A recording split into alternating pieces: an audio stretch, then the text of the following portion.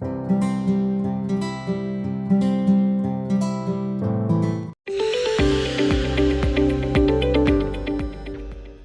लोग को बोला जाए कि पार्टिकल नेचर अगर हमको बताना है, एक्सप्लेन करना है, तो पार्टिकल नेचर हम लोग जो पढ़ते हैं वो हम लोग किस किस में पढ़ते हैं? अभी स्टार्टिंग में भी बता चुके हैं इस बात को। ब्लैक बॉडी रेडिएशंस सबसे अर्लियर एक्सपेरिमेंट था। फिर हम लोगों ने पढ़ा था इसको photo electric effect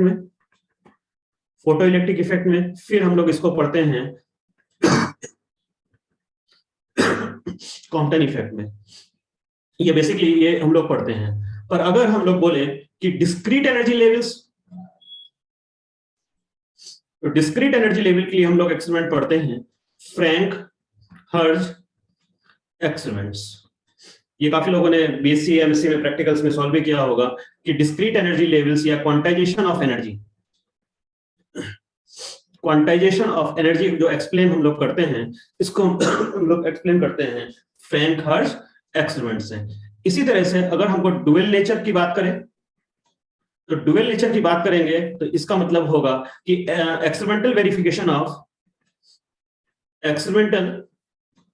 verification of de Broglie hypothesis. इसको एक्सप्लेन किया गया था first time Davidson German experiment के थ्रू।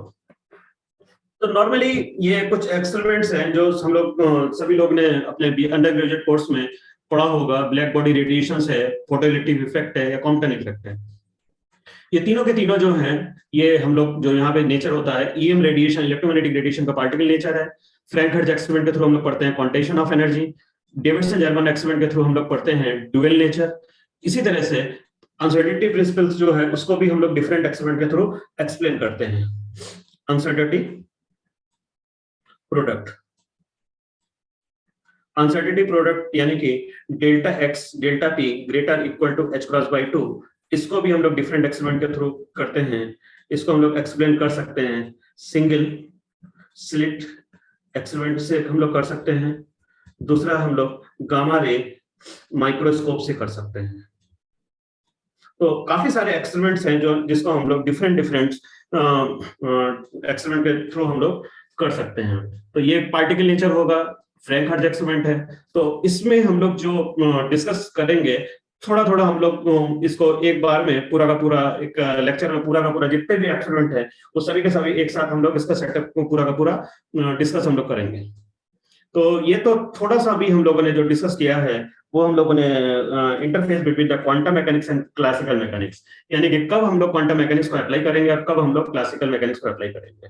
तो ये अभी तक हम लोगों ने डिस्कस किया है कि क्लासिकल मैकेनिक्स जब हम लोग अप्लाई करते हैं तो हम लोग पोजीशन और मोमेंटम की ट्रेजेक्टरी फाइंड करते हैं, पर क्वांटम मैकेनिक्स में हम लोग फाइंड जो करते हैं वो प्रोबेबिलिटी डेंसिटी फाइंड करते हैं। तो प्रोबेबिलिटी डेंसिटी इसका मतलब क्या होगा, साई स्क्वायर। अब साई स्क्वायर है तो काफी सारे एग्जामिनेशंस में क्या होता है कि साई की डायमेंशन पूछ ली जाती है, बहुत सिंपल सा क्वेश्चन है।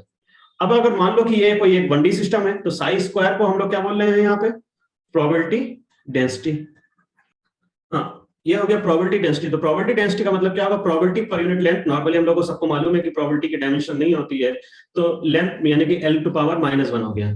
अब अगर हम लोग वेव फंक्शन की डायमेंशन में लिख के यूज करेंगे तो यहाँ पे आ जाएगा साई जो होगा वो L की पावर -1/2। पर अगर यही अगर हम लोग 2 डायमेंशंस में आते हैं तो साई स्क्वायर जो होगा वो क्या हमारा क्या हो जाएगा, प्रोबेबिलिटी पर यूनिट एरिया हो जाएगा। तो एरिया इसका मतलब क्या हो जाएगा, प्रोबेबिलिटी की फिर से डायमेंशन नहीं होगी 1/L²। तो 2 डायमेंशन अगर कोई सिस्टम है तो यहाँ पे डायमेंशन क्या होगी, L-1। और अगर 3 डायमेंशन होगा तो मॉड ऑफ साई स्क्वायर जो होगा वो प्रोबेबिलिटी पर यूनिट वॉल्यूम, तो इसका मतलब होगा 1/L3। और 3 डायमेंशन अगर सिस्टम है यहाँ पे इसकी डायमेंशन होगी L⁻³ यूनिट।